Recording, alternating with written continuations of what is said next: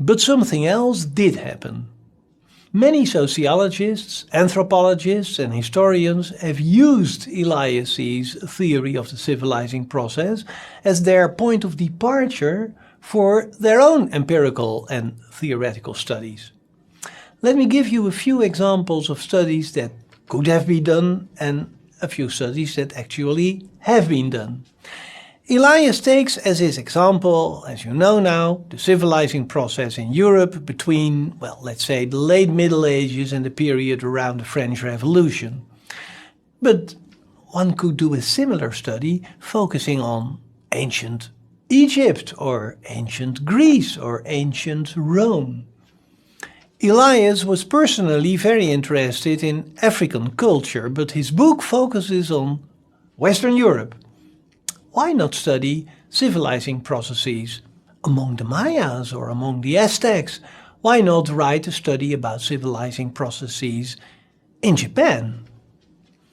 When we were students of Elias in Amsterdam, we always wanted to know what our professor thought of contemporary developments. Did he have any ideas about the sexual revolution that we found ourselves in the middle of? Didn't he think that the process in which the naked body had to be hidden was now something of the past?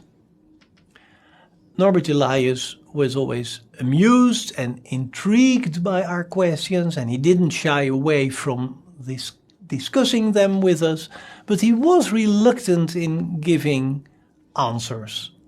He said it's a bit too early, to make judgments here. Maybe in a few centuries' time, sociologists will be able to say what this so-called sexual revolution really meant.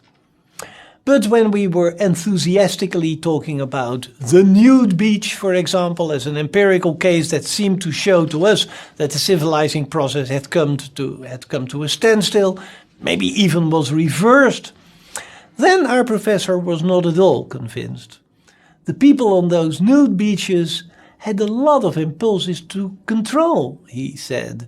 They allowed themselves and each other to let go of some of the traditional behavioral controls. But this process of decontrolling those controls was actually a very controlled process. Those discussions about the applicability of the theory in contemporary society have led to all kinds of sociological studies. Let me mention one author, the Dutch sociologist Cas Wouters, who has made those questions the subject matter of his PhD. And later many new books followed, written by Cas Wouters, some of which are translated into the English language. And then, of course, there is that hard question about the implications of the civilizing process for the power balances between social groups. An interesting subject is how the higher classes in society in the 20th century tried to civilize, so to say, the lower classes.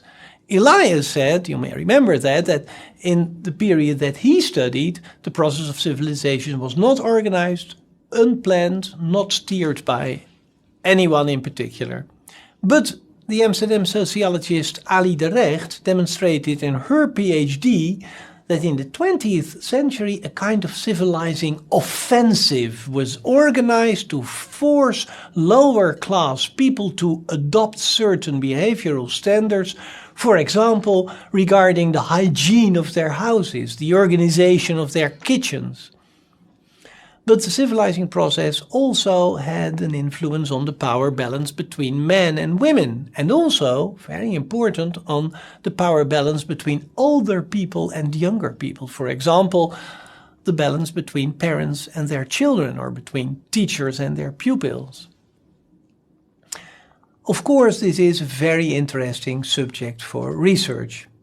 Even the long-term changes in the way in which people in the West have been treating non-human animals is a topic that can be studied with the help of hypotheses that are derived from Elias's theory.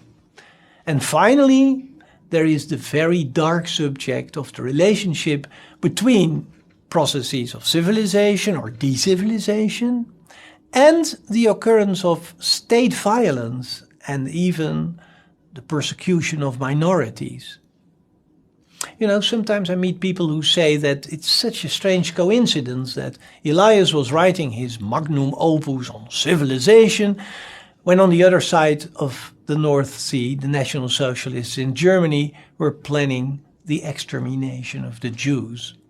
But I have the feeling that there is no coincidence here. Elias, writing in the second half of the 30s as a refugee in London, wanted to understand civilization and the conditions under which it may break down. He studied the forces that produce civilizing processes and implicitly also the forces that might lead to de-civilization. And in a way, I find his book not so very reassuring, however pacified we may have become.